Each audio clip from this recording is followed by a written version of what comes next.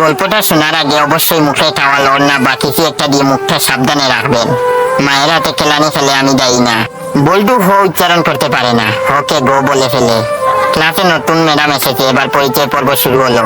Madam বলল, high ছাত্রছাত্রীরা, আমি পাখি, এবার তোমাদের পরিচয় দাও দেখি। হাই আমি মন্টু, হাই আমি সেন্টু। এভাবে যে যার মতো পরিচয় দিল।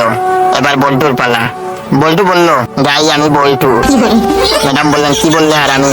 বল্টু বলল, গাই বললাম, আপনি আমাকে গাই বলেছেন, আমিও আপনাকে গাই বললাম। ম্যাডাম বললেন, কি তোর সাহস কি করে হলো আমাকে গাই বলতে? কে তোকে এসব বলতে বলেছে, বল আমাকে। বল্টু বলল, প্রধান শিক্ষক, তিনি বলেছেন ম্যাডাম এসে সবাইকে গাই বলবে, তুমিও ম্যাডামকে গাই বলবে। বল্টুর কথা শুনে ম্যাডাম কাঁদা শুরু করলো। এমন সময় পাশের ঘর থেকে হেড স্যার আসলো। হেড স্যার আবার ক বলতে পারে না, ক কে প বলে ফেলে। হেড স্যার এসে বললেন, কি ব্যাপার ম্যাডাম এভাবে পাচ্ছেন যে? প্রথম দিনেই ম্যাডাম এভাবে পাঠানো হলো কেন? হেড স্যারের কথা শুনে ম্যাডাম আরো ধীরে ধীরে কাঁদা শুরু করলো। হেড স্যার বললেন, প্লিজ ম্যাডাম, আপনি এত ধীরে ধীরে পাতবেন না, আজ আপনার প্রথম দিন, আপনি এত ধীরে ধীরে পাতলে মানুষ কি ভাববে? প্লিজ আস্তে আস্তে পাদুন, তাহলে আমরা ছাড়া আপনার পাদার শব্দ অন্যরা শুনতে পাবে না। স্যারের কথা শুনে ম্যাডাম তো কাঁদতে কাঁদতে বেঞ্চের উপর শুয়ে পড়লো। এমন সময় কিয়নো হাজির। কিয়নো আবার স বলতে পারে না, শকে ম বলে ফেলে। কিয়নো, কি ব্যাপার ম্যাডাম, আপনি এখানে মুতলেন কেন? বেঞ্চের উপর মুতলে কি ভালো লাগবে? আপনার মুতার দরকার হলে আমাদের বলতে পারতেন, আমরা আপনাকে বিছানা তৈরি করে দিতাম, বিছানায় আপনি আরামে মুততে পারতেন। এমন সময় শিক্ষামন্ত্রী হাজির। শিক্ষামন্ত্রী আবার উপরে সবগুলো সমস্যা বিদ্যমান। শিক্ষামন্ত্রীকে যে যার মতো ঘটনা খুলে বলল।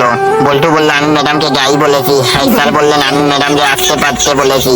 কিয়নো বলল, ওদের কথার জন্য ম্যাডাম বেঞ্চের উপরে মুততে ছিল, তাই আমি ম্যাডামকে বিছানায় মুততে বলেছি। তখন শিক্ষামন্ত্রী বললেন, ও বুঝেছি, গাইটা পাততে পাততে বেঞ্চের উপরে মুতেছে। এটা শোনার পর ম্যাডাম তো বেহুশ।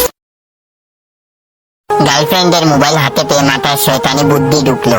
সুজা ওর ফেসবুক আইডিতে ঢুকলাম। একে একে 14টা ছেলের ইনবক্সে আই লাভ ইউ লিখে পাঠালাম। ব্যাপারটা সেই না?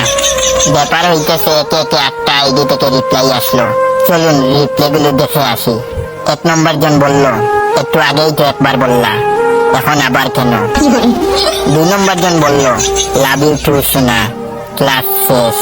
3 নম্বর জন বলল, রাগ ভাঙছে তাহলে আমার বেবিটার, এত রাগ করো কেন, এখন একবার ফোন দে, I love you too. 4 number জন বলল, সোনা চলো আগামীকাল ডেট করি, লাভ ইউ টু। 5 নম্বর জন বলল, আর দরদ দেখাতে হবে না, এত লাবু লাবু করবা না, বিয়ের পরে বলবা, এর আগে আর না।